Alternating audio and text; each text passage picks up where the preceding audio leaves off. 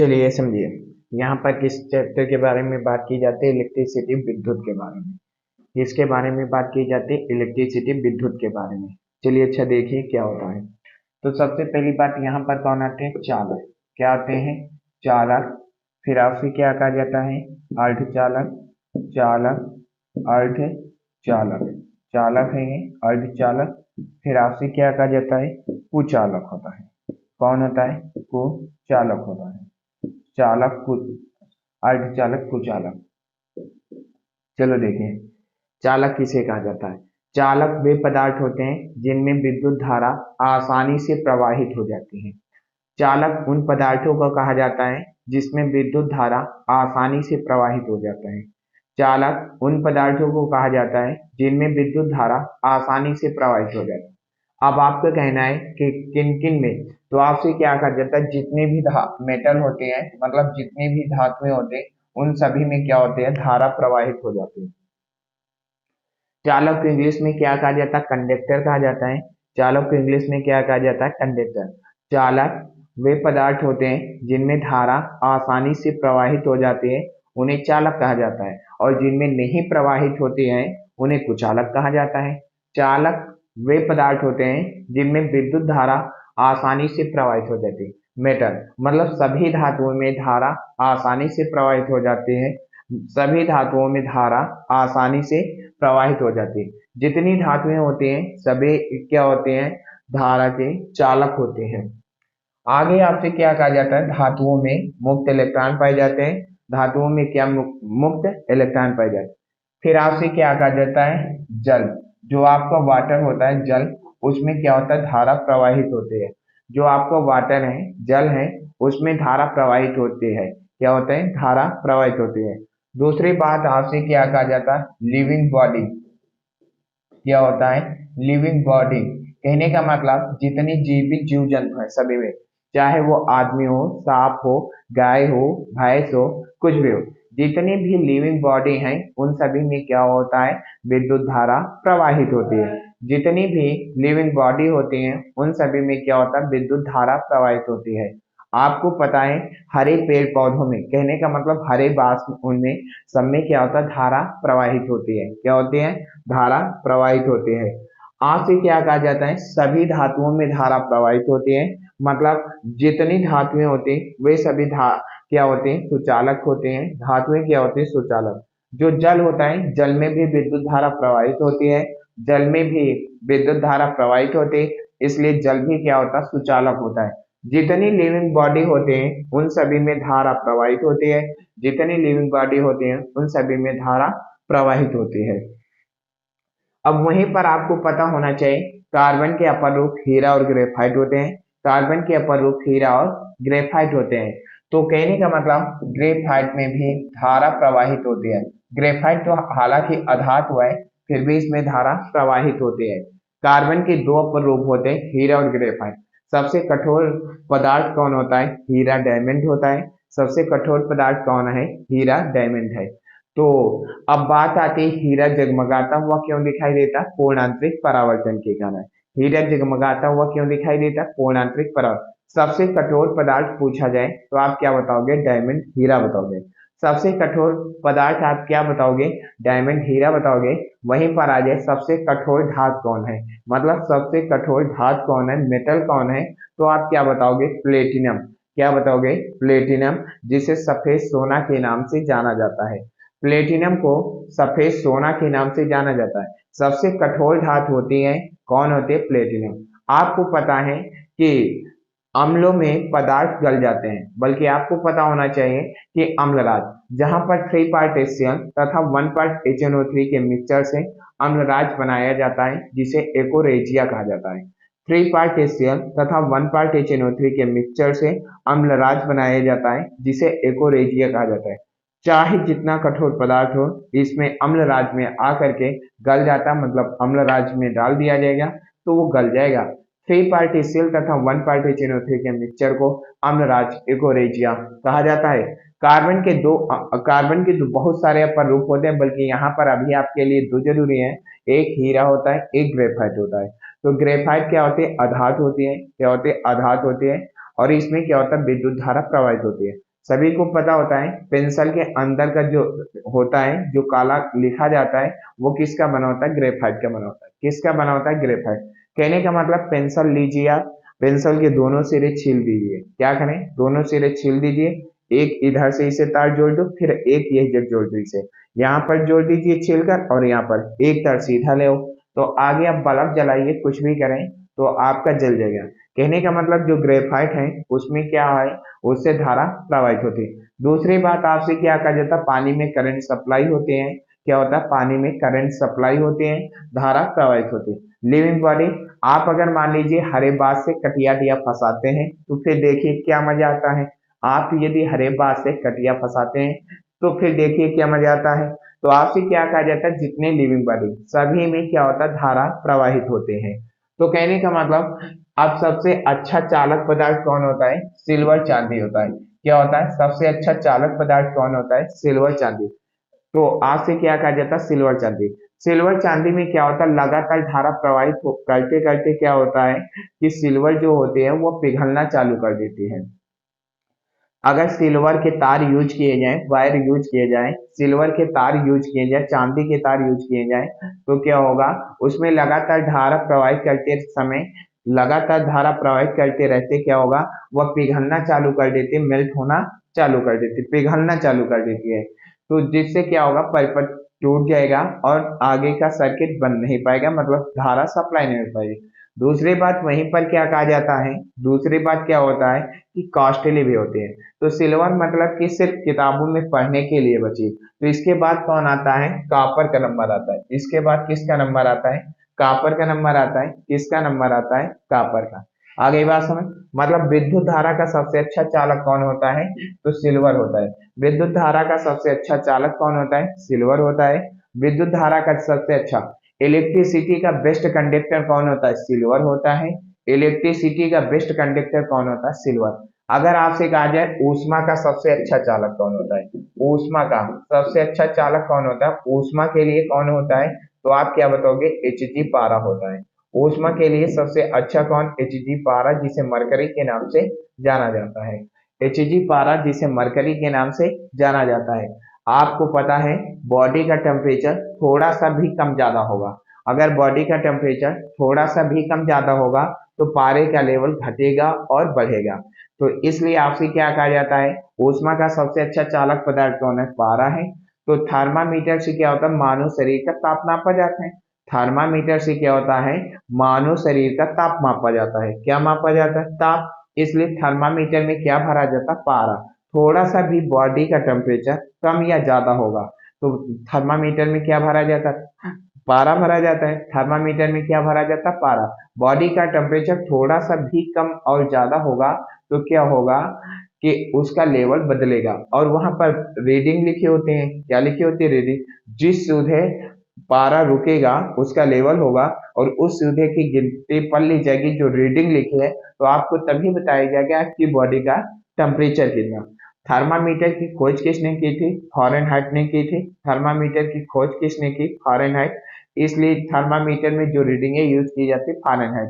हालांकि स्वास्थ्य मनुष्य का टेम्परेचर सेंटीग्रेड में 37 सेंटीग्रेड होता है, सेंटीग्रेड में 37 सेंटीग्रेड, फारेनहाइट में 98.6 फारेनहाइट, 98.6 फारेनहाइट, और केल्विन में 310 केल्विन होता है।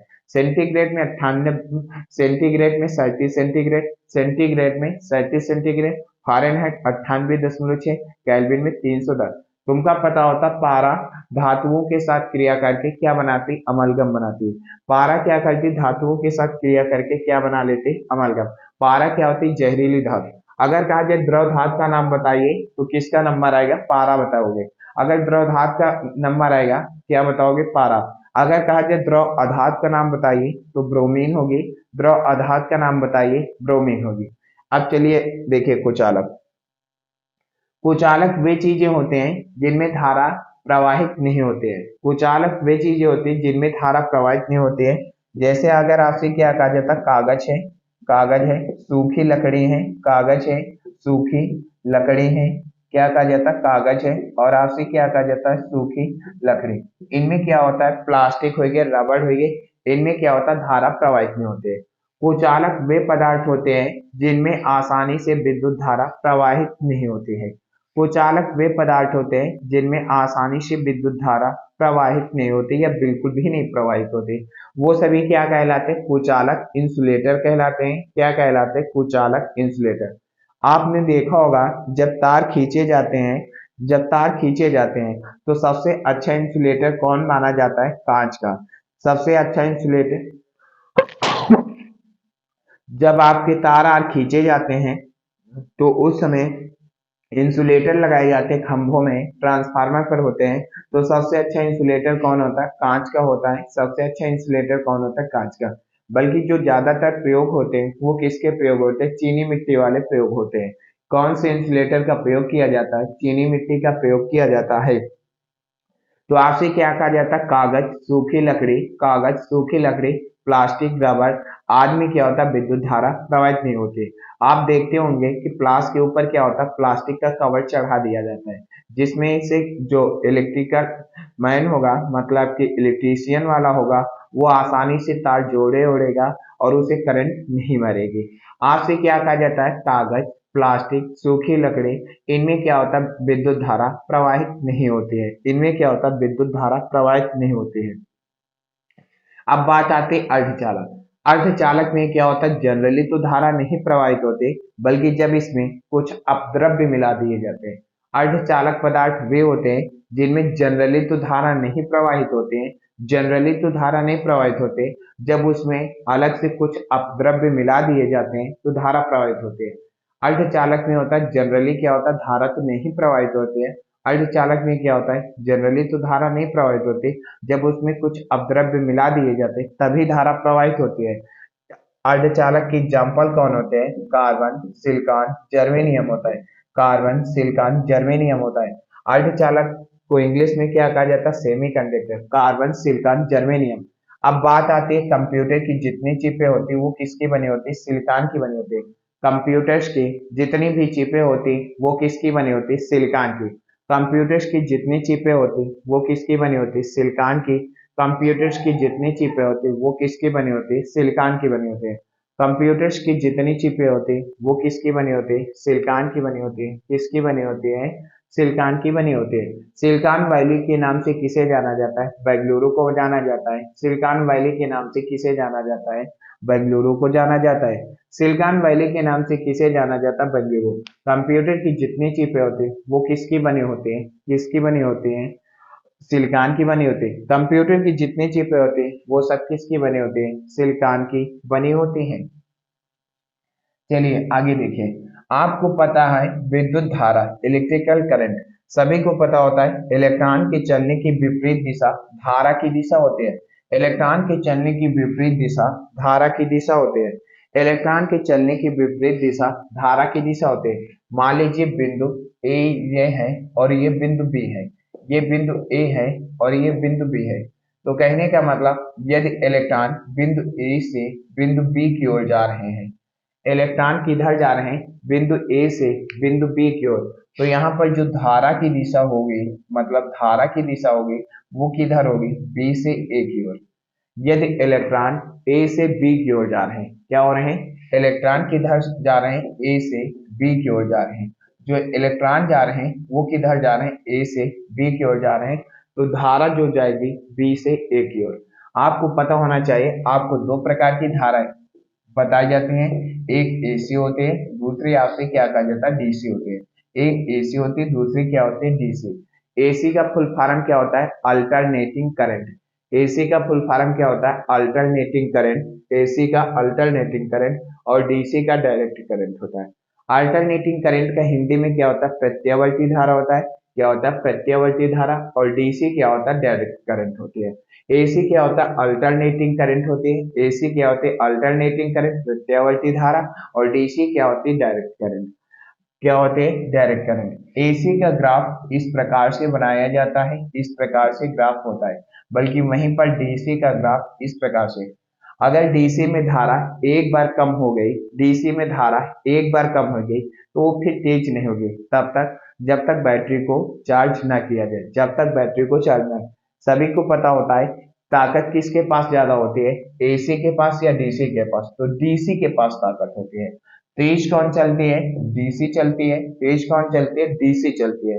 तेज कौन चलती है, डीसी चलती है। जो तेज चलेगा वो ज्यादा दूरी नहीं तय कर पाएगा, इसलिए डीसी से क्या होता है, बैटरी वाले से क्या होता है कि ज्यादा दूरी तक सप्लाई नहीं की जा सकती। मान लीजिए यहाँ पर आप हैं, तो यहाँ पर बैटरी से बल्ब जलाए, जैसे जैसे आप तार बढ़ाते जाए, जैसे जैसे आप तार बढ़ाते जाए, वैसे वैसे क्या होगा कि उसका मान घटता जाएगा धारा का। अगर आप यहाँ से लेकर के अगर बैटरी का तार दिल्ली पहुंचा दें, तो वहां पर बल्ब बिल्कुल नहीं जलेगा, ताकि आपको पता है डीसी को लंबी दूरी तक नहीं भेजा जा सकता है।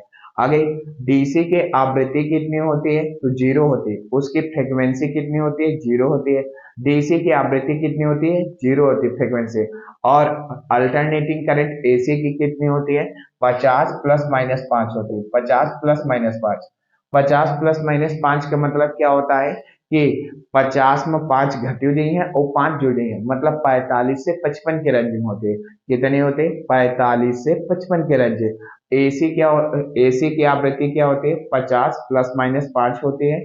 आवृत्ति का मात्रक क्या होता है, हर्ट्ज होता है। आवृत्ति का मात्रक कौन होता है, हर्ट्ज। फ्रीक्वेंसी का मात्रक कौन होता है, हर्ट्ज। और डीसी में कितनी आवृत्ति होती है, जीरो। जो ट्रेनें चलती हैं वो किससे चलती, डीसी करंट से चलती है। ट्रेनें किससे चलती हैं, डीसी करंट से चलती हैं। ट्रेनें किससे चलती हैं, डीसी करंट से। बल्कि जो ऊपर लाइन बिछाई जाती है वो एसी होती है। जब पेंटागन से टकराती है, मतलब जो ऊपर तार टकराता है डिब्बे के ऊपर, तो वो क्या होता है, पेंटागन में टकराएगी और वो धारा एग्जर्व करेगी।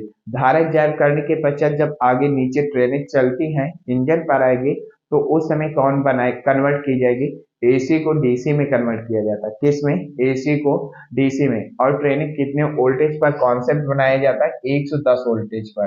कितने वोल्टेज पर बनाया जाता है, 110 वोल्टेज। कहने का मतलब जो ट्रेन में पंखा या लाइटें लगी होती है, क्या होते हैं, पंखा और लाइटें लगी होती है, वो घर में नहीं चलेंगी। क्या होगा, ट्रेन में लगे हुए पंखे और लाइटें क्या होंगे, घर में नहीं चलेंगे। इलेक्ट्रॉन के चलने की विपरीत दिशा धारा की दिशा होती है। इलेक्ट्रॉन के चलने की विपरीत दिशा धारा की होती है। अगर इलेक्ट्रॉन ए से बी की ओर जाएंगे, धारा किधर से आएगी, बी से ए की ओर। सभी बच्चों को पता होता है सन 1897 ईस्वी में जे जे थॉमसन ने इलेक्ट्रॉन की खोज कर बनाई। सन 1897 ईस्वी में जे जे थॉमसन ने इलेक्ट्रॉन की खोज करे। 1919 में रदरफोर्ड प्रोटॉन की खोज कर बनाई। सन 1897 ईस्वी में जे जे थॉमसन ने इलेक्ट्रॉन की खोज करे ने। 1919 में रदरफोर्ड प्रोटॉन की खोज करे ने। 1932 ईस्वी में जेम्स चैडविक न्यूट्रॉन की खोज करे ने। 1932 ईस्वी में जेम्स चैडविक न्यूट्रॉन की खोज करें और उन्हें 1936 ईस्वी में नोबेल पुरस्कार दिया गया था। उन्हें 1936 ईस्वी में नोबेल पुरस्कार दिया गया था। उन्हें 1936 ईस्वी में क्या दिया गया था, नोबेल पुरस्कार दिया गया था। सन 1897 ईस्वी में जे जे थॉमसन इलेक्ट्रॉन की खोज करके साइंस में एक नई शाखा का उदय करते हैं, जिसका नाम इलेक्ट्रॉनिक्स होता है। सन 1897 ईस्वी में जे जे थॉमसन इलेक्ट्रॉन की खोज करके साइंस में एक नई शाखा का उदय करते हैं, जिसका नाम इलेक्ट्रॉनिक्स होता है। 1919 में रदरफोर्ड प्रोटॉन की खोज करते हैं। 1932 ईस्वी में जेम्स चैडविक न्यूट्रॉन की खोज करते। न्यूट्रॉन की खोज के लिए उन्हें 1936 ईस्वी में न्यूट्रॉन की खोज के लिए उन्हें 1936 ईस्वी में नोबेल पुरस्कार दिया जाता है। विश्व का सबसे बड़ा पुरस्कार नोबेल पुरस्कार होता है। विश्व का सबसे बड़ा पुरस्कार नोबेल पुरस्कार। भारत का सबसे बड़ा पुरस्कार भारत रत्न होता है। विश्व का सबसे बड़ा पुरस्कार नोबेल पुरस्कार होता है और भारत का सबसे बड़ा पुरस्कार भारत रत्न होता है। इलेक्ट्रॉन पर निगेटिव चार्जेज होता है, प्रोटॉन पर पॉजिटिव चार्जेज होता है। इलेक्ट्रॉन पर निगेटिव चार्जेज होता है, प्रोटॉन पर पॉजिटिव चार्जेज होता है। न्यूट्रॉन न्यूट्रल उदासीन होता है। यहाँ पर तीन प्रकार के चार्जेज लिखे हैं। 1.6 इंटू 10⁻⁹ कूलम, फिर लिखा -1.6 इंटू 10⁻⁻19 कूलम है। फिर क्या लिखा, प्लस 1.6 इंटू 10⁻⁻19 कूलम। तो यहाँ पर अगर कोनो चिन्ह नहीं, वो किसे प्रदर्शित करेगा, मूल आवेश को। यदि कोई चिन्ह नहीं, वो किसका चार्जेज होता है, मूल आवेश का होता है। किसका होता है, मूल आवेश। माइनस चिन्ह किसे प्रदर्शित करता है? चार्जेज ऑफ इलेक्ट्रॉन को। माइनस चिन्ह किसे प्रदर्शित करता है? चार्जेज ऑफ इलेक्ट्रॉन को। माइनस चिन्ह किसे प्रदर्शित करता है? चार्जेज ऑफ इलेक्ट्रॉन को। प्लस चिन्ह किसे प्रदर्शित करता है? चार्जेज ऑफ प्रोटॉन को। प्लस चिन्ह किसे प्रदर्शित करता है? चार्जेज ऑफ प्रोटॉन को। आपको पता होना चाहिए यदि कोई चिन्ह नहीं है तो वो किसे प्रदर्शित करता है? मूल आवेश को, मतलब फंडामेंटल चार्जेस को। यदि कोई चिन्ह नहीं तो मूल आवेश, फंडामेंटल चार्जेस। यहाँ पर आपसे क्या कहा जाता है? माइनस चिन्ह किसे प्रदर्शित करता है? चार्जेज ऑफ इलेक्ट्रॉन को। माइनस चिन्ह किसे प्रदर्शित करता है? चार्जेज ऑफ इलेक्ट्रॉन को। प्लस चिन्ह चार्जेज ऑफ प्रोटॉन को। प्लस चिन्ह चार्जेज ऑफ प्रोटॉन को। अगर इतनी बात, न्यूट्रॉन क्या होता है? न्यूट्रल, उदासीन होता है। आपको नाम से ही पता चलता होगा, न्यूट्रॉन न्यूट्रल, न्यूट्रॉन न्यूट्रल। क्या होता है? न्यूट्रॉन न्यूट्रल, मतलब न्यूट्रॉन पर कैसा चार्ज है? न्यूट्रल है, उदासीन है। न्यूट्रॉन पर कैसा चार्ज है? न्यूट्रल, उदासीन। इलेक्ट्रॉन के चलने की विपरीत दिशा किसकी होती है? धारा की दिशा होती है। इलेक्ट्रॉन के चलने की विपरीत दिशा किसकी होती है? धारा। सभी बच्चे जानते हैं दो प्रकार की धारा होती है, एसी और डीसी। एसी का फुल फॉर्म क्या होता है? Alternating current. और डीसी का होता है डायरेक्ट करंट। एसी का अल्टरनेटिंग करंट, डीसी क्या होती है? Direct current. अल्टरनेटिंग करंट और डायरेक्ट। अल्टरनेटिंग करंट का हिंदी में नाम क्या होता है? प्रत्यावर्ती धारा। क्या होती है? प्रत्यावर्ती धारा। और डीसी क्या होती है? डायरेक्ट करंट होती है। जो घरों में आती है वो क्या होती है? एसी। ट्रांसफार्मर किसमें प्रयोग किया जाता है? एसी करंट में प्रयोग किया जाता है, डीसी में नहीं। ट्रांसफार्मर किस करंट में प्रयोग किया जाता है? एसी में, डीसी में नहीं। आपको पता होना चाहिए ट्रांसफार्मर दो प्रकार के होते हैं, step up, step down. Transformer दो प्रकार के होते हैं, step up, step down. Step up क्या करते हैं? वोल्टेज को बढ़ाते हैं। स्टेप अप क्या होते हैं? वोल्टेज को बढ़ाते हैं। और स्टेप डाउन क्या होता है? वोल्टेज को घटाते हैं। स्टेप डाउन क्या होता है? वोल्टेज को। स्टेप अप वाले ट्रांसफार्मर कहाँ पर लगाए जाते हैं? पावर हाउस में लगाए जाते हैं। स्टेप अप वाले ट्रांसफार्मर कहाँ पर प्रयोग किए जाते हैं? पावर हाउस में। आपको पता है जब ज्यादा दूरी तक तारों में धारा सप्लाई कराई जाती है उनके वोल्टेज क्या होते हैं? घट जाते हैं। जब ज्यादा दूरी तक तारों में धारा सप्लाई कराई जाती है तो उनके वोल्टेज क्या होते हैं? घट जाते हैं। तो ट्रांसफार्मर क्या करता है? वोल्टेज को बढ़ाने का भी काम करता है और घटाने का भी काम करता है। ट्रांसफार्मर दोनों काम करता है, वोल्टेज को बढ़ाने का काम भी करता है और वोल्टेज को घटाने के लिए। अब क्या हुआ? पावर हाउस तक आते आते उसका वोल्टेज घट गया, तो पावर हाउस में ट्रांसफार्मर रखे जाते हैं, वो ट्रांसफार्मर जो वोल्टेज को बढ़ाने का काम करे। पावर हाउस में वो ट्रांसफार्मर रखे जाते हैं जो वोल्टेज को बढ़ाने का काम करते हैं। तो इसलिए आपसे क्या कहा जाता है? ट्रांसफार्मर में क्या होता है? वोल्टेज को बढ़ाने का काम करते हैं। तो पावर हाउस में कौन से ट्रांसफार्मर रखे जाते हैं? वोल्टेज को बढ़ाने वाले। और जब गाँव में 11,000 लाइन खींच करके गाँव में सप्लाई कराई जाती है तो आपके घर में कितने की जरूरत है? 220 240 वोल्टेज की। 11,000 और आपको जरूरत कितनी? 220 240। तो गाँवों में जो ट्रांसफार्मर रखे जाते हैं वो क्या होते हैं? स्टेप डाउन, मतलब वोल्टेज को घटाने वाले। देखिए 11,000 के लाइन है, आपके घर में कितने की जरूरत है? 220 या 240 वोल्टेज की जरूरत है। तो इसलिए क्या किया जाता है? वोल्टेज को घटाया जाता है। क्या कहा जाए? घटाया। तो ट्रांसफार्मर का हिंदी नाम क्या होता है? परिणामित होता है। ट्रांसफार्मर का हिंदी नाम क्या होता है? परिणामित। आगे बाद में बात की जाएगी।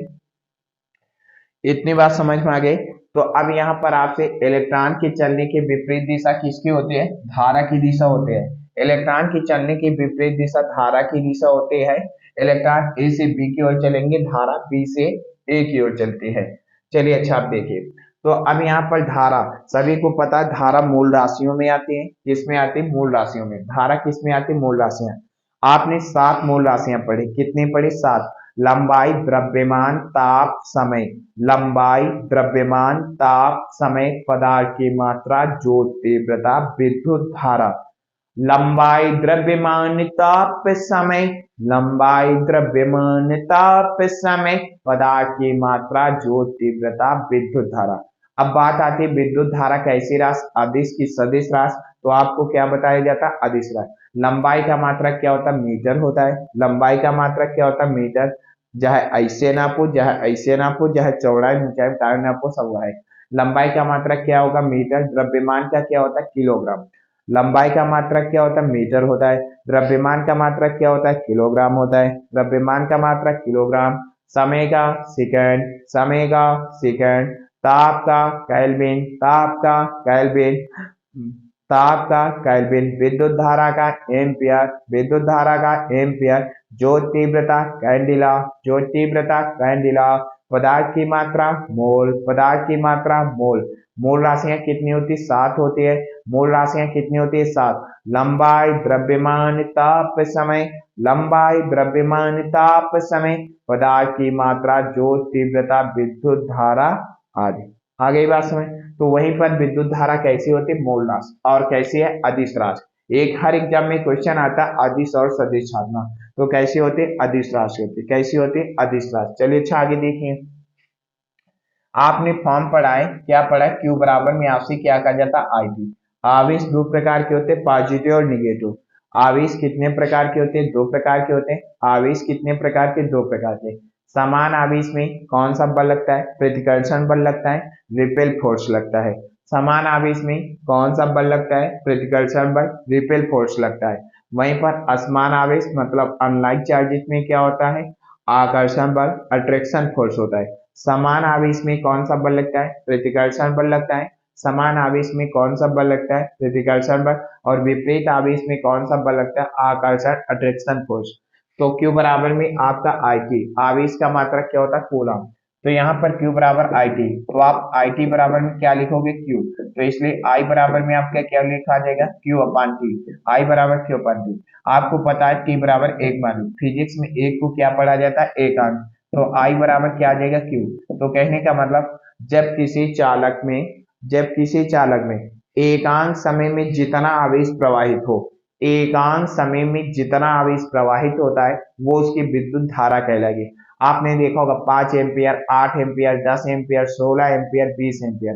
कहने का मतलब जिस चालक में जितना ज्यादा आवेश प्रवाहित होगा, जिस चालक में जितना ज्यादा आवेश प्रवाहित होगा, उसकी विद्युत धारा का मान उतना ही अधिक होगा।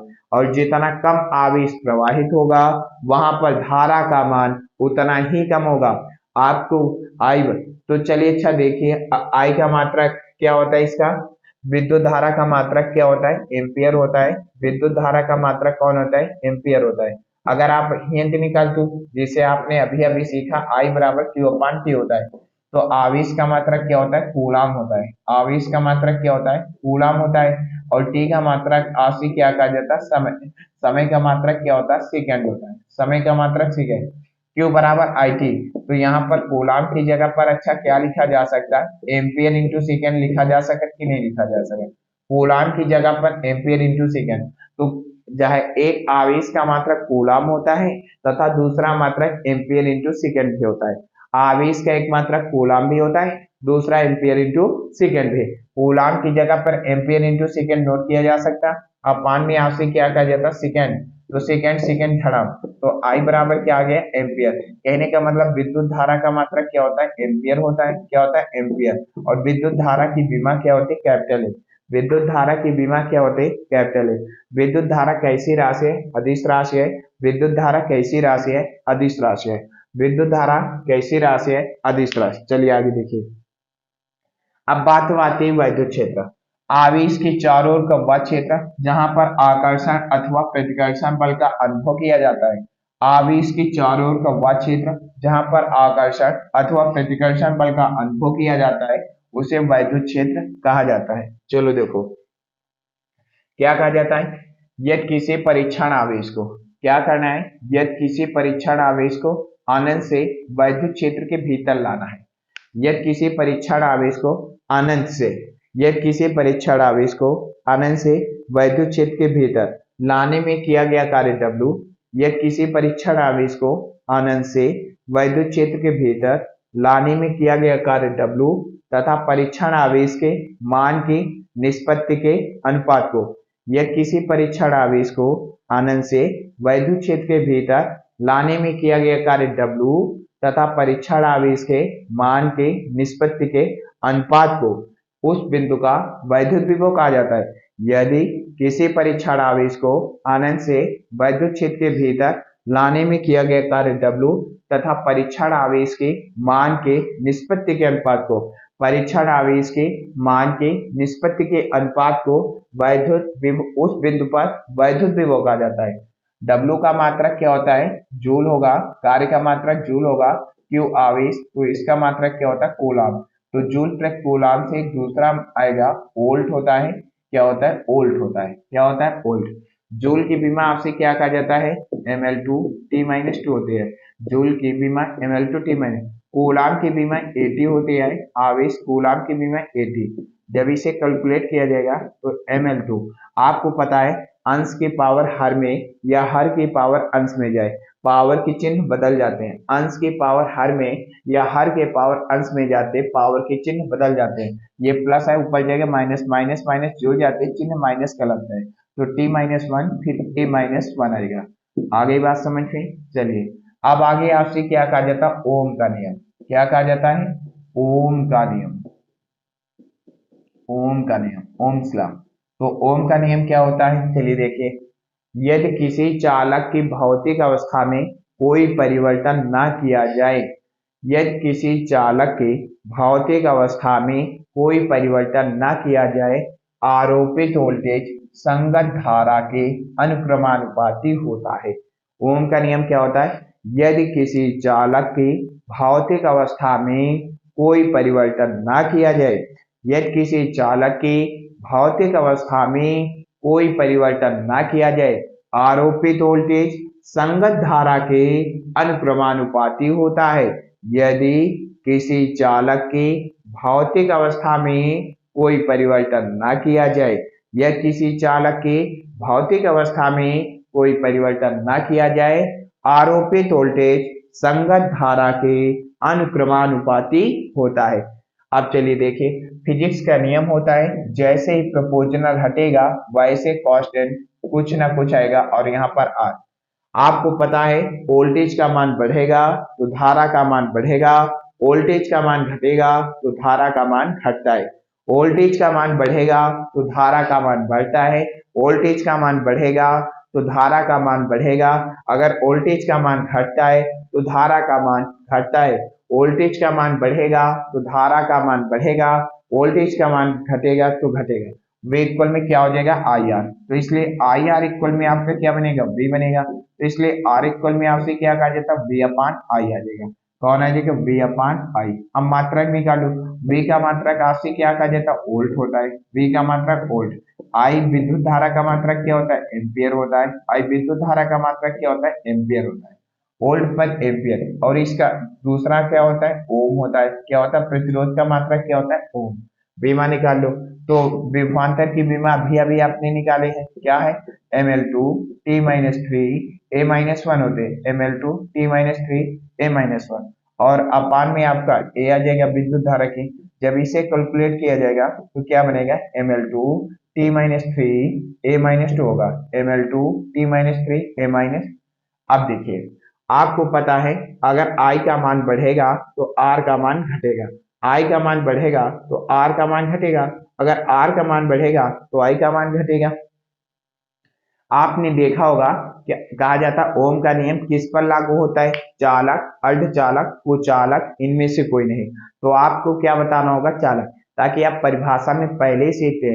ओम का नियम, जब किसी चालक, आ गया चालक, जब किसी चालक की भौतिक अवस्था में कोई परिवर्तन न किया जाए, क्या कहा जाता है, जब किसी चालक की भौतिक अवस्था में कोई परिवर्तन न किया जाए तो आरोपित वोल्टेज संगत धारा के अनुक्रमानुपाती होता है। यदि किसी चालक की भौतिक अवस्था में कोई परिवर्तन न किया जाए तो आरोपित वोल्टेज संगत धारा के अनुक्रमानुपाती होता है।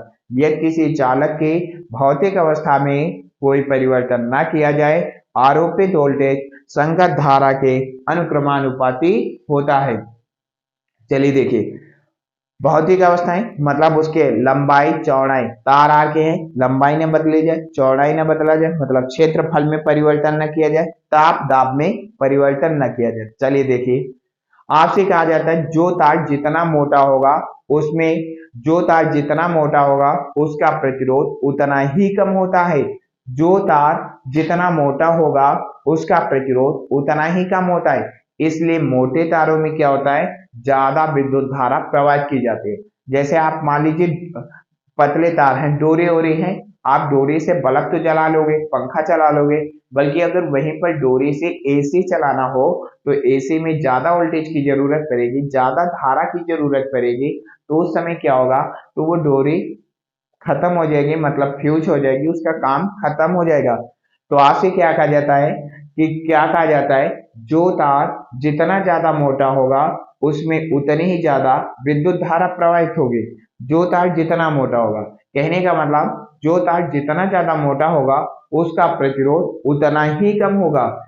जो तार जितना, इसलिए क्या कहा जाता है, मोटे तारों का प्रतिरोध कम होता है, मोटे तारों का प्रतिरोध कम होता है। प्रतिरोध कम होने पर धारा का मान बढ़ जाता है, प्रतिरोध कम होने पर धारा का मान बढ़ जाता है। मोटे तारों में क्या होता है, प्रतिरोध कम होता है, मोटे तारों में क्या होता है, प्रतिरोध कम होता है और धारा का मान क्या होगा, बढ़ जाएगा। इसलिए मोटे तारों में ज्यादा धारा प्रवाहित की जाती है। इसके अपोजिट पतले तार का प्रतिरोध अधिक होता है, पतले तारों का प्रतिरोध अधिक होता है, इसलिए पतले तारों में कम धारा प्रवाहित की जाती है, ज्यादा धारा प्रवाहित नहीं की जाती है। आगे बात समझ चलिए। अब यहीं पर बात आती है शक्ति क्या होती है। देखिए, कार्य करने की क्षमता जो होती है वह ऊर्जा कहलाती है। कार्य करने की क्षमता जो होती है वह ऊर्जा कहलाती है, और कार्य करने की जो दर होती है वो शक्ति कहलाती है। कार्य करने की क्षमता जो होती है वह ऊर्जा कहलाती है, कार्य करने की जो क्षमता होती है ऊर्जा, और कार्य करने की दर जो होती है वो शक्ति कहलाती है। आपने पढ़ा होगा P बराबर आपसे क्या कहा जाता है, W/T। आपने इलेक्ट्रिक वाले चैप्टर में पढ़ा होगा P बराबर W/T। आपसे क्या कहा जाता है, आप देखते हैं तो शक्ति का मात्रक निकालना है, तो कार्य का मात्रक मतलब W का मात्रक क्या बनेगा, जूल बनेगा। क्या बनेगा, जूल। और यहाँ पर T क्या होता है, सेकेंड। समय आए तो समय का मात्रक क्या होता है, सेकेंड। जूल प्लस सेकेंड से दूसरा मात्रक क्या होता है, वाट। क्या होता है, वाट। क्या मात्रक होता है, वाट होता है। क्या मात्रक होता है, वाट। चलो छब देखो, क्या मात्रक होता है, वाट। अब यहाँ पर मात्रा का आपसे क्या कहा जाता है, वाट होता है। कौन मात्रक होता है, वाट, जूल पर सेकेंड, वाट।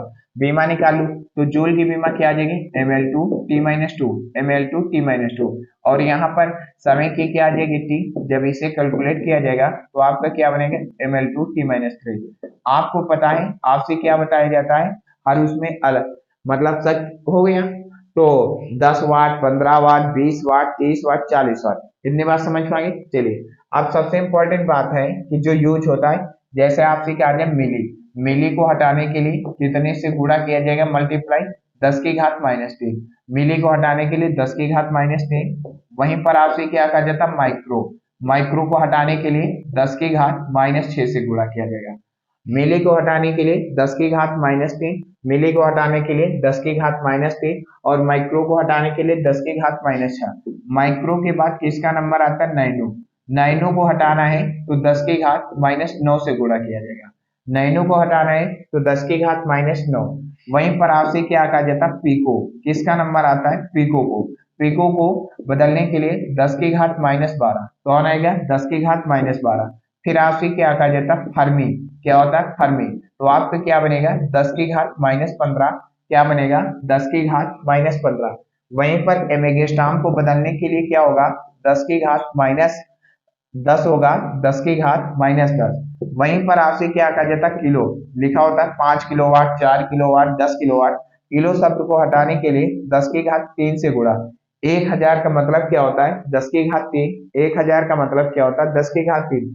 किलो के बाद होता है मेगावाट, 5 मेगावाट, 10 मेगावाट, इस प्रकार से मेगा। तो मेगा को हटाने के लिए किससे गुणा किया जाएगा, तो 10⁻6 से गुणा किया जाएगा। मेगा को हटाने के लिए किससे गुणा किया जाएगा, 10⁻6 से। फिर किसका नंबर आता है, गीगा। किसका नंबर आता है, गीगा। तो गीगा में क्या होगा, 10⁻9 आएगा। गीगा में क्या आएगा, 10⁻9 आएगा। कौन आएगा, 10⁻9 आएगा। फिर आगे आपसे क्या कहा जाता है, एक हार्स पावर। कहने का मतलब एक अश्व शक्ति में कितने वाट होते हैं, तो 746 वाट होते हैं। एक हार्स पावर, एक अश्व शक्ति में कितने वाट होते हैं, 746 वाट होते हैं। एक अश्व शक्ति एक हार्स पावर में कितने वाट होते हैं, 746 वाट होते हैं। कितने होते हैं, 746 वाट। फिर वहीं पर आपसे क्या कहा जाता है, एक कैलोरी। एक कैलोरी, एक कैलोरी में कितने जूल होते हैं, तो आपको पता होना चाहिए 4.18 जूल। 4.18, या आपसे क्या कहा जाता है 4.20, ये क्या होते हैं जूल होते हैं। एक मतलब एक कैलोरी में कितने जूल होते हैं 4.18, 4.18 कहो, या आपसे क्या कहा जाता है 4.2 जूल होगा। दोनों में जूल ही है, ऊपर नीचे ना दोनों जगह जूल है। आपको क्या कहा जाता है विदेश से जो भारत में डीजल पेट्रोल खरीदा जाता है वो किसमें विदेश से खरीदा जाता है बैरल में। किसमें खरीदा जाता है बैरल। कहने का मतलब एक बैरल में कितने लीटर होते हैं, एक बैरल में 159 लीटर होते हैं। एक बैरल में कितने लीटर होते हैं 159 लीटर होते हैं। चलिए अच्छा आगे देखिए। आपको पता होता है एक जूल में कितने अर्ब होते हैं, एक जूल में कितने अर्ब होते हैं 10⁻7 अर्ब होते हैं। एक जूल में कितने अर्ब होते हैं 10⁻7 अर्ब होते हैं। एक जूल में कितने अर्ब होते हैं 10⁻7। वहीं पर आपको पता होता है कि एक न्यूटन में कितने डाइन होते हैं। एक न्यूटन में कितने डाइन होते हैं 10⁵ डाइन होते हैं। एक न्यूटन में कितने डाइन होते हैं 10⁵ डाइन होते हैं। एक न्यूटन में कितने डाइन होते हैं 10⁵ डाइन। एक न्यूटन में कितने डाइन होते हैं 10⁵ डाइन। अब वहीं पर कहा जाता है एक वाट इंटू सेकेंड। क्या कहा जाता है एक वाट इंटू सेकेंड में कितने जूल होते हैं। एक वाट इंटू सेकेंड में कितने जूल होते हैं, एक जूल होता है। एक वाट इंटू सेकेंड में कितना जूल होता है, एक जूल। फिर कहा जाता है एक वाट इंटू घंटा। क्या होता है एक वाट इंटू घंटा में कितने जूल होते हैं, तो आपका आ जाएगा 3.6 इंटू 10⁻³ जूल। एक वाट इंटू घंटे में कितने जूल 3.6 इंटू 10⁻³ जूल। फिर कहा जाए एक किलोवाट घंटा। क्या कहा जाता है एक किलोवाट घंटा। एक किलोवाट घंटे में कितने जूल होंगे, तो 3.6 इंटू 10 की पावर क्या होता है 6 जूल। 3.6 into 10⁻6 joule. कभी कभी एग्जाम में ये आ जाता है 3.6 मेगा जूल लिख करके भेज दिया। आपको पता है 10⁶ की जगह पर मेगा क्या होगा मेगा। बल्कि कभी कभी एग्जाम में 3.6 नहीं लिखता है 36 × 10⁵ लिखता है फिर जूल। तो कहने का मतलब चाहे यू बताओ चाहे ये दोनों बातें सही है। चाहे ये का बताओ अगर मेगा जूल आ जाए तब भी कोई दिक्कत नहीं है। अब बात आती है इलेक्ट्रॉन वोल्ट। क्या कहा जाता है इलेक्ट्रॉन वोल्ट। एक इलेक्ट्रॉन वोल्ट वह ऊर्जा होती है, एक इलेक्ट्रॉन वोल्ट वह ऊर्जा जब किसी एक इलेक्ट्रॉन को, एक इलेक्ट्रॉन वोल्ट वह ऊर्जा होती है जब किसी एक इलेक्ट्रॉन को एक वोल्ट के विभवांतर द्वारा, एक इलेक्ट्रॉन को एक वोल्ट के विभवांतर द्वारा, एक इलेक्ट्रॉन को एक वोल्ट के विभवांतर द्वारा त्वरित किया जाए।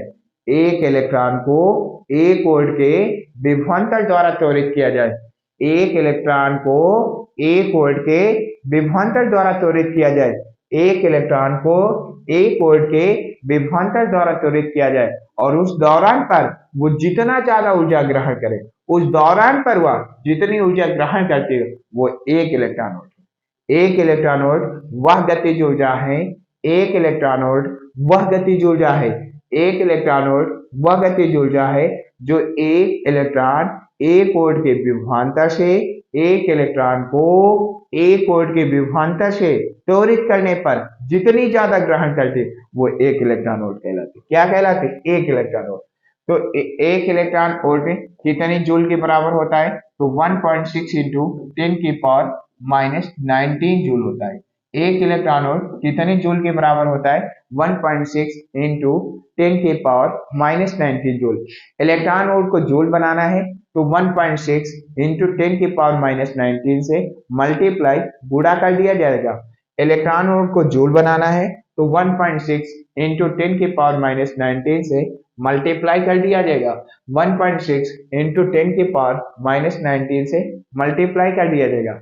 इलेक्ट्रॉन वोल्ट को जूल बनाना है तो 1.6 इंटू 10⁻⁻19 से भाग गुणा कर दिया जाएगा। अगर जूल को इलेक्ट्रॉन वोल्ट बनाना है, जूल को इलेक्ट्रॉन वोल्ट बनाना है तो 1.6 इंटू 10⁻⁻19 से भाग कर दिया जाएगा।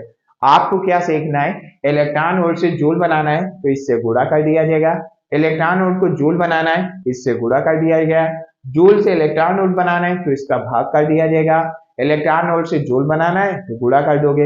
इलेक्ट्रॉन वोल्ट से जूल बनाना है तो गुणा कर दोगे। जूल से इलेक्ट्रॉन वोल्ट बनाना है तो भाग कर दोगे। अब कहा जाता है 1 kilo electron volt. 1 kilo electron, kilo को हटाने के लिए कितने से गुणा किया जाएगा, 10 की घात 3 से। किलो को हटाने के लिए कितना, 10 की घात 3 से। इलेक्ट्रॉन वोल्ट को जूल बनाना है तो 1.6 इंटू 10 की पावर माइनस 19 आ जाएगा। तो यहाँ पर क्या होगा, 1.6 इंटू 10 की पावर माइनस 19 प्लस का आपका 3। सभी को पता प्लस माइनस के हट जाएंगे, चिन्ह उसका है क्या, जिसकी वैल्यू बढ़ी। तो यहाँ पर 10 की घात माइनस कितना आ जाएगा, 16 आ जाएगा। कितना आ जाएगा, 10 की घात माइनस 16। फिर आपसे क्या कर जाता, जूल आ जाएगा। अब किलो के बाद किसका आता, मेगा ना मिलियन। तो 1 मेगा मिलियन इलेक्ट्रॉन वोल्ट में क्या होगा, तो मेगा को हटाने के लिए कितने से गुणा किया जाता है, 10 की घात 6 से। कितने से, 10 की घात 6। इलेक्ट्रॉन वोल्ट को जूल बनाने के लिए, इलेक्ट्रॉन वोल्ट को जूल बनाने के लिए कितने से, 1.6 इंटू 10 की पावर माइनस 19 है। क्या है, माइनस 19। तो अब यहाँ पर आपसे क्या कहा जाता है, तो 1.6 इंटू 10 की पावर माइनस 19 आ जाएगा, प्लस का आपका 6 बनेगा। प्लस माइनस आपस में घट जाएंगे, चिन्ह उसका जिसकी वैल्यू बढ़ी। तो 1.6 इंटू 10 की पावर माइनस आपका क्या आ जाएगा, 13 जूल। क्या आ जाएगा, 1.6 इंटू 10 की पावर माइनस 13 जूल। अब आता है 1 बिलियन इलेक्ट्रॉन वोल्ट, मतलब गीगा इलेक्ट्रॉन वोल्ट। तो यहाँ पर गीगा को हटाने के लिए 10 की घात 9 से गुणा किया जाता है। गीगा को हटाने के लिए 10 की घात 9, तो 10 की घात 9 आ जाएगा। इलेक्ट्रॉन वोल्ट को जूल बनाना है तो 1.6 इंटू 10 की पावर माइनस आपका 19 आ जाएगा। तो यहाँ पर आपका 1.6 इंटू 10 की पावर माइनस 19, तो प्लस का 9 आ जाएगा। प्लस माइनस आपस में घट जाते हैं, चिन्ह उसका आएगा जिसकी वैल्यू बढ़ी है। प्लस माइनस आपस में घट जाते हैं। तो देखिए, तो यहाँ पर 1.6 इंटू 10 की पावर माइनस आपका 19 है। क्या है, माइनस 19। ये आपके प्लस के 9, प्लस माइनस आपस में घट जाएंगे, चिन्ह इसका आएगा जिसकी वैल्यू बढ़ी है। तो 1.6 इंटू 10 की पावर माइनस 10 जूल आ जाएगा। आगे बात समझ में। एक इलेक्ट्रॉन वोल्ट वह गतिज ऊर्जा होती है, एक इलेक्ट्रॉन वोल्ट वह गतिज ऊर्जा है जब एक इलेक्ट्रॉन को एक वोल्ट के विभवांतर द्वारा, एक इलेक्ट्रॉन को एक वोल्ट के विभवांतर द्वारा त्वरित किया जाए और उस दौरान पर वो जितनी ज्यादा ऊर्जा ग्रहण करे वो 1 इलेक्ट्रॉन वोल्ट के बराबर हो गए। इलेक्ट्रॉन वोल्ट को जूल बनाना है तो 1.6 इंटू 10 की पावर माइनस 19 से मल्टीप्लाई गुणा कर दिया जाएगा। जूल से इलेक्ट्रॉन वोल्ट बनाना है तो भाग कर दिया जाएगा। इलेक्ट्रॉन वोल्ट को जूल बनाना है तो गुणा किया जाएगा। इलेक्ट्रॉन वोल्ट को जूल बनाना है तो गुणा किया जाएगा, और जूल को इलेक्ट्रॉन वोल्ट बनाना है तो भाग कर दिया जाएगा। आगे बात समझ में।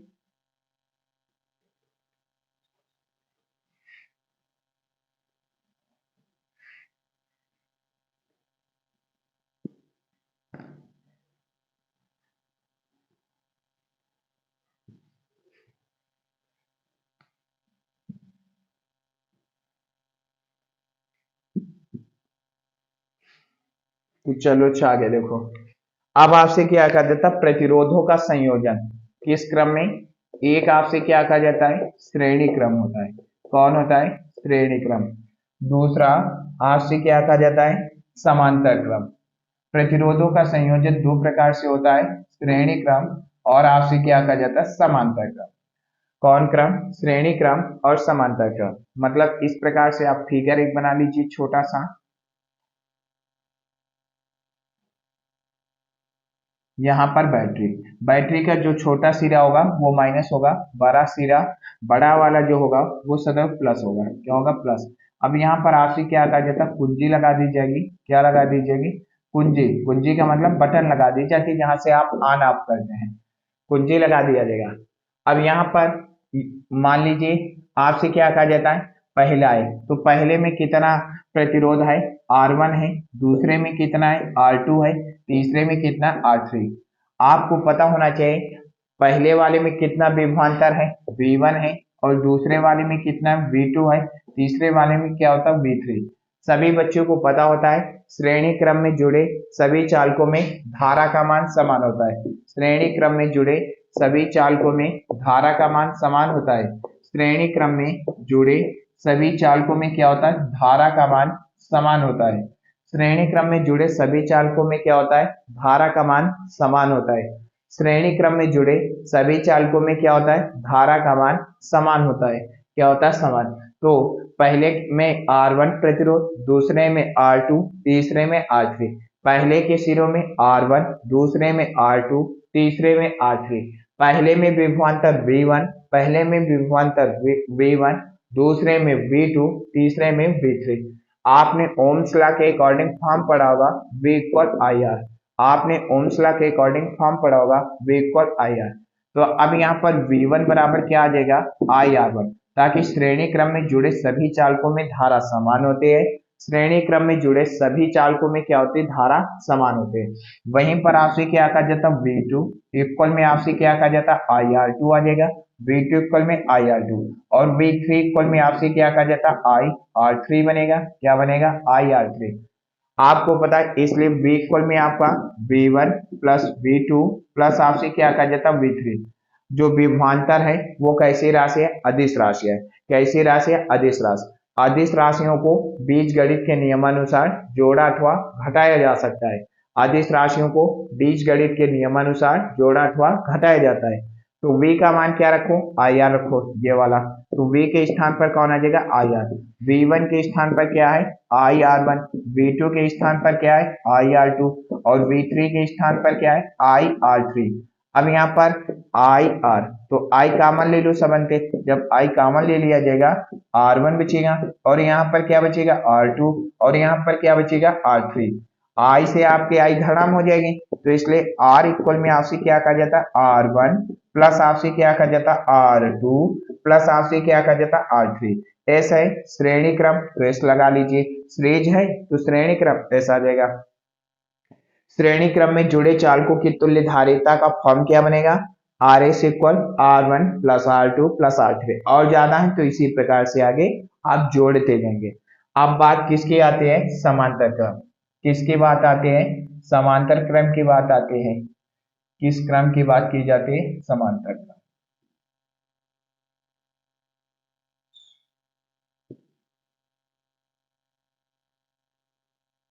तो इस प्रकार से समांतर क्रम में, तो यहाँ पर आपसे क्या, जो छोटी लाइन होगी वो सदैव माइनस लगाया जाएगा और जो बड़ी वाली लाइन खींची जाएगी बैटरी के सैंपल के लिए, वहां पर प्लस चिन्ह लगाया जाएगा और उसके बाद कुंजी लगाई जाएगी। क्या लगाई जाएगी, कुंजी। कुंजी का मतलब बटन लगाया जाएगा। अब यहाँ पर क्या आता है, इसका प्रतिरोध R1, इसका R2, इसका R3। आपको पता होता है श्रेणी क्रम में जुड़े सभी चालकों में क्या समान होती है, धारा। श्रेणी क्रम में धारा और समांतर क्रम में विभवांतर। तो यहाँ पर क्या होगा, विभवांतर सभी में समान होगा। तीनों में क्या है, विभवांतर। और धारा का मान पहले वाले I1 मान लो, दूसरे वाले I2 मान लो, तीसरे वाले I3। श्रेणी क्रम में जुड़े सभी चालकों में क्या समान होता है, धारा। श्रेणी क्रम में जुड़े सभी चालकों में क्या समान होता है, धारा। समांतर क्रम में जुड़े सभी चालकों में क्या समान होता है, विभवांतर। समांतर क्रम में विभवांतर। आपने ओम्स लॉ के अकॉर्डिंग क्या पढ़ा है, V इक्वल IR होता है। ओम्स लॉ के अकॉर्डिंग V इक्वल IR, तो इसलिए आपका IR इक्वल में क्या होगा, V। तो इसलिए I इक्वल में आपका क्या होगा, V upon R। I equal में V अपान R, इसलिए I1 बराबर क्या बनेगा, V अपान R1 आ जाएगा। I1 बराबर V अपान R1। I2 बराबर क्या आ जाएगा, V अपान R2 आ जाएगा। वहीं पर I3 बराबर क्या होगा, V अपान R3 होगा। सभी को पता होता है विद्युत धारा कैसी राशि है, अदिश राशि है। विद्युत धारा कैसी राशि है, अदिश राशि है। विद्युत धारा कैसी राशि है, अदिश राशि।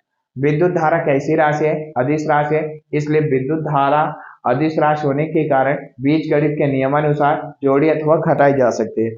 जोड़ी अथवा घटाई जा सकती है। चलिए अच्छा देखिए, तो अब यहाँ पर I बराबर क्या नोट किया जाएगा, I1 प्लस आपका आ जाएगा I2 प्लस में आपसे क्या कहा जाता है, I3।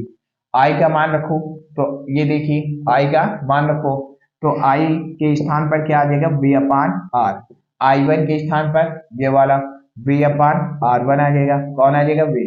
I2 के स्थान पर ये देखो, तो आपका कौन आ जाएगा, V अपान R2 आ जाएगा। I3 के स्थान पर ये वाला, तो आपको कौन आ जाएगा, V अपान R3 आ जाएगा। तो यहाँ पर V अपान R आ जाएगा। V का मान ले लो, क्या का मान ले, V। तो यहाँ पर 1 अपान R1 आ जाएगा प्लस यहाँ पर 1 अपान R2 आ जाएगा प्लस यहाँ पर 1 अपान R3 आ जाएगा। तो इसलिए यहाँ पर V से V खत्म कर दीजिए, तो यहाँ पर 1 अपान R आ जाएगा। इक्वल में आपसे क्या कहा जाता है, 1 अपान R1 आ जाएगा प्लस 1 अपान R2 आ जाएगा प्लस में यहाँ पर आपसे क्या कहा जाता है, 1 अपान R3। समांतर है पैरेलल तो P लिखा जाएगा। समांतर पैरेलल है तो P लिखा जाएगा। आगे बात समझ। श्रेणी क्रम में जुड़े चालकों की तुल्य धारिता आर एस बराबर R one plus R two plus R three. समांतर क्रम में जुड़े वन अपान आर पी बराबर one upon R one plus one upon R two plus one upon. श्रेणी क्रम में जुड़े सभी चालकों में धारा समान होती है। श्रेणी क्रम में जुड़े सभी चालकों में क्या समान होती है? धारा। समांतर क्रम में जुड़े सभी चालकों में क्या समान होता है? विभवांतर। धारा किससे मापी जाती है? अमीटर से। अमीटर से क्या मापा जाता? धारा। तो अमीटर से क्या मापा जाता? धारा। अमीटर को परिपथ के साथ किस क्रम में जोड़ा जाता है? श्रेणी क्रम में जोड़ा जाता है। अमीटर को परिपथ के साथ किस क्रम में जोड़ा जाता है? श्रेणी क्रम में जोड़ा जाता है। अमीटर को परिपथ के साथ किस क्रम में? श्रेणी। क्यों? ताकि श्रेणी क्रम में जुड़े सभी चालकों में धारा समान होती है। श्रेणी क्रम में जुड़े सभी चालकों में धारा समान होते हैं। वोल्टामीटर से क्या मापा जाता है? विभवांतर। वोल्टामीटर से क्या मापा जाता है? विभवांतर।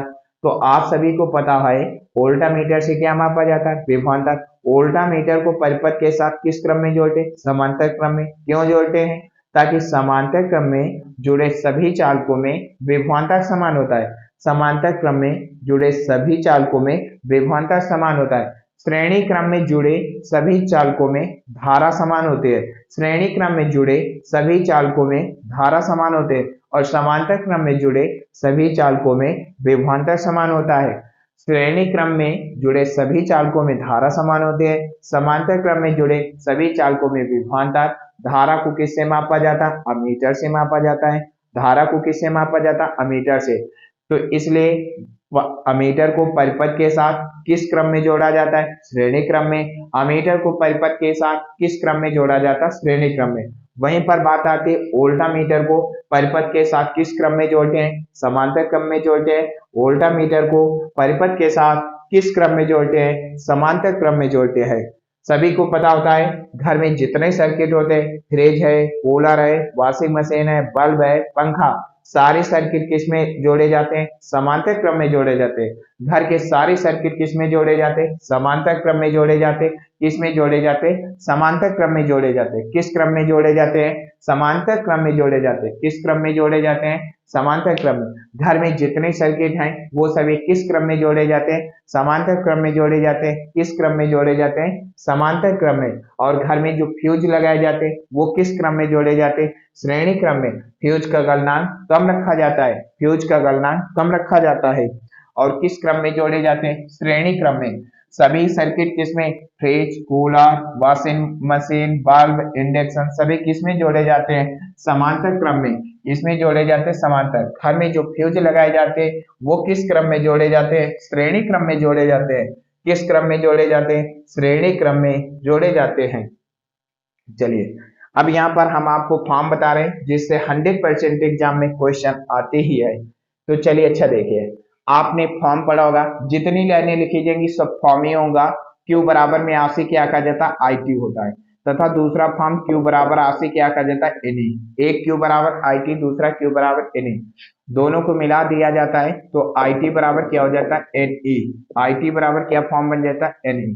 अभी अभी आपने क्या सीखा था? V बराबर डब्ल्यू अपान क्यू। V बराबर डब्ल्यू अपान क्यू बटे एक मान लो क्रॉस मल्टीप्लाई मान लो, तो इसलिए W बराबर में क्या आ जाएगा? V into Q. W बराबर में क्या आ जाएगा? V into Q. वहीं पर आपसे क्या कहा जाता है? W बराबर में अभी अभी आपने क्या सीखा? W बराबर में V इंटू क्यू। अब Q का मान देखिए, ऊपर लिखा आई टी, Q का मान आई टी, उठा करके यहाँ पर पटक दो। Q के स्थान पर क्या रखना है? आई टी रखना है। Q के स्थान पर क्या रखना है? I T. तो W बराबर V के स्थान पर V रहेगा, Q के स्थान पर क्या लिखोगे? I T. तो W बराबर क्या आ जाएगा? V I T. W बराबर क्या आ जाएगा? V I T. अभी आपने पावर शक्ति में फॉर्म पढ़ा था, P बराबर W अपान टी होता है। P बराबर क्या होता है? W अपान टी। अभी अभी आपने शक्ति में P बराबर W अपान टी पढ़ा, तो P बराबर W अपान टी होता है। तो अब P W का मान कितना है? V I T. देखिए W का मान कितना है? V I T. चलो रखो, तो यहाँ पर आपका आ जाएगा वी आई टी, अपान में आपका टी आ जाएगा। टी से टी धड़ा, तो इसलिए P इक्वल में आपसे क्या कहा जाता है? वी इंटू आई बनेगा। P बराबर क्या बनेगा? वी इंटू आई बनेगा। चलो आगे अच्छा देखो, P इक्वल में आपसे क्या कहा जाता है? क्या बना अभी अभी? वी आई बना। क्या बना? वी आई। चलिए देखिए, वहीं पर ओम्स लॉ के अकॉर्डिंग क्या होता है? V इक्वल आई आर होता है। ओम्स लॉ के अकॉर्डिंग क्या होता है? V equal I R. Ohm's law के अकॉर्डिंग क्या होता है? V equal I R. जहां पर आप V देख रहे हैं वहां पर क्या रखना? I R. चलो देखो, तो P इक्वल में आपका V इंटू, बात सुनिए, V के स्थान पर आई आर रखना है, V के स्थान पर क्या रखना है, आई आर। तो यहाँ पर क्या आ जाएगा, आई आर इंटू आई आ जाएगा। तो इसलिए P बराबर, तो आपसे क्या कहा जाता है, आई स्क्वायर इंटू आर आ जाएगा। तो यहाँ पर क्या लिखा जाएगा, आई स्क्वायर इंटू आर इक्वल में क्या आ जाएगा, P। तो इसलिए आई स्क्वायर बराबर में आपका मल्टीप्लाई का ट्रांसफर किस में आ जाएगा, डिवाइड में, मल्टीप्लाई का ट्रांसफर डिवाइड। इसलिए आई इक्वल में आपको क्या आ जाएगा, under root P upon R बनेगा। आई बराबर क्या आ जाएगा, under root P upon R बनेगा। क्या बनेगा, पी अपान, फिर दोबारा पी इक्वल में आपसे क्या कहा जाता है, वी आई। क्या है, वी आई। अब ते कई का बदल रहा है, वे का, अब ते कई का बदल रहे हो, आई का। तो आई आर बराबर क्या होगा, वी। आई आर बराबर वी, तो इसलिए आई बराबर क्या बनेगा, वी अपान आर। आई बराबर वी अपान आर, जहां पर आई है वी अपान आर रखो। तो पी बराबर में आपसे क्या कहा जाता है, वी, तो रखा रहेगा। आई के स्थान पर क्या लिखा जाएगा, वी अपान आर हो जाएगा। तो इसलिए P बराबर में आपसे क्या कहा जाता है, वी स्क्वायर अपान आर आ जाएगा। अपान में वन मानो, क्रॉस मल्टीप्लाई मारो। तो इसलिए यहाँ पर आपसे क्या कहा जाता है, वी स्क्वायर इक्वल में आपका आ जाएगा P इंटू आर बनेगा। तो इसलिए V बराबर में अंडर रूट क्या बनेगा, P इंटू आर बनेगा। V बराबर में क्या बनेगा, under root P into R बनेगा। चलिए अच्छा आगे देखिए। तो अब यहाँ पर आपसे क्या कहा जाता है, क्यू का है, आवेश है। क्यू आपसे क्या कहा जाता है, क्या है, आवेश है। आवेश का मात्रक क्या होता है, कूलम। क्यू क्या है, आवेश है। आवेश का मात्रक क्या होता है, कूलम। तथा इसका दूसरा मात्रक आपका क्या होता है, एम्पियर इंटू सेकेंड होता है। क्या होता है, एम्पियर इंटू आपसे क्या कहा जाता है, सेकेंड होता है। वहीं पर आपसे क्या कहा जाता है, आई क्या है, विद्युत धारा। आई क्या है आपकी है, विद्युत धारा। आई कौन है, विद्युत धारा। विद्युत धारा का मात्रक कौन होता है, एम्पियर होता है। आई कौन है, विद्युत धारा, और विद्युत धारा का मात्रक क्या होता है, एम्पियर। फिर यहाँ पर टी क्या होता है, समय है। टी क्या है, समय। समय का मात्रक क्या होता है, सेकंड। समय का मात्रक सेकंड। फिर यहाँ पर आपसे क्या कहा जाता है, एन का है, इलेक्ट्रॉनों की संख्या है। एन क्या है, इलेक्ट्रॉनों की संख्या है। एन क्या है, इलेक्ट्रॉनों की संख्या। एन क्या होती है, इलेक्ट्रॉनों की संख्या। इलेक्ट्रॉनों की संख्या का कोई मात्रक नहीं होता है। अब यहाँ पर ई का है, इलेक्ट्रॉन का आवेश। क्या होता है, इलेक्ट्रॉन का आवेश। ई क्या होता है, इलेक्ट्रॉन का आवेश। तो इलेक्ट्रॉन का आवेश हो जहाँ जोन आवेश हो, सभी का मात्रक एक हुई, तो इलेक्ट्रॉन के आवेश का मात्रक क्या बनेगा, कूलम बनेगा। इलेक्ट्रॉन के आवेश का मात्रक क्या बनेगा, कूलम। इलेक्ट्रॉन का आवेश कितना होता है, 1.6 इंटू 10 की पावर माइनस 19 कूलम होता है। अब यहाँ पर आपसे क्या कहा जाता है, डब्लू। डब्लू क्या है, कार्य है। क्या है, कार्य। कार्य का मात्रक क्या होता है, जूल होता है। डब्लू का है कार्य, कार्य का मात्रक क्या होता है, जूल। जूल होता है, क्या होता है, जूल। और इसका दूसरा मात्रक क्या बनेगा, न्यूटन इंटू मीटर होगा। जूल अर्थात न्यूटन इंटू मीटर होगा। क्या होगा, न्यूटन इंटू मीटर। वहीं पर वी क्या है, विभवांतर है। कौन है, वी क्या है, विभवांतर है। कौन है, विभवांतर है। तो विभवांतर, वे क्या है, विभवांतर। विभवांतर का मात्रक क्या होता है, वोल्ट। विभवांतर का मात्रक क्या होता है, वोल्ट। अर्थात दूसरा मात्रक क्या होता है, जूल प्रति कूलम। वोल्ट अर्थात आपसे क्या कर देता है, जूल प्रति कूलम होता है। अब यहाँ पर आपसे क्या कर देता है, पी। पी क्या होती है, शक्ति। पी क्या होता है, शक्ति होता है। शक्ति का मात्रक क्या होता है, वाट होता है। शक्ति का मात्रक वाट। दूसरा मात्रक इसका क्या होता है, जूल प्रति सेकंड। क्या होता है, जूल प्रति सेकंड होता है। वहीं पर आपसे क्या कहा जाता है, वहीं पर आपका आर आता है। आर क्या होता है, प्रतिरोध होता है। आर क्या होता है आपका, प्रतिरोध होता है। कौन होता है, प्रतिरोध। प्रतिरोध का मात्रक कौन होता है, ओम होता है। प्रतिरोध का मात्रक क्या होता है, ओम। और दूसरा मात्रक आपसे क्या कहा जाता है, वोल्ट प्रति एम्पियर होता है। कौन होता है, वोल्ट प्रति एम्पियर होता है। कौन होता है, वोल्ट प्रति एम्पियर होता है। कौन होता है, वोल्ट प्रति एम्पियर होता है। चलो अच्छा आगे देखो। आप बिजली में क्या निकालना होता है, यूनिट निकालना, कितनी ऊर्जा खर्च हो गई। तो यूनिट में आपका फॉर्म क्या होगा, वाट इंटू घंटा। वाट इंटू घंटा इंटू आपसे क्या कहा जाता है, दिन होंगे। वाट इंटू घंटा इंटू दिन इंटू बल्ब की संख्या। बल्ब फ्रिज कूलर जैसे होगा, बल्ब की संख्या। वाट इंटू घंटा इंटू दिन इंटू बल्ब की संख्या बटे में आपसे क्या कहा जाता है, 1000 होगा। वाट इंटू घंटा इंटू दिन इंटू बल्ब की संख्या बटे 1000। जितने यूनिट आ जाएगा उसका जय रुपया यूनिट बिल हो, 2 रुपया, 3 रुपया, 4 रुपया, 5 रुपया, आप गुणा कर दोगे तो बिल का खर्चा आ जाएगा। आपका यूनिट वाट इंटू घंटा इंटू दिन इंटू बल्ब की संख्या बटे 1000। वाट इंटू घंटे इंटू दिन इंटू बल्ब की संख्या बटे 1000, जितने यूनिट आएगा 2 रुपया, 4 रुपया, 5 रुपया, 10 रुपया, जो इस रुपए की दर से यूनिट का खर्चा हो आप गुणा कर दोगे तो आपसे क्या कहा जाता है, खर्चा आपका जो है बिजली का बिल कितना खर्च हुआ है, मतलब कितने रुपए आपको पड़ेंगे।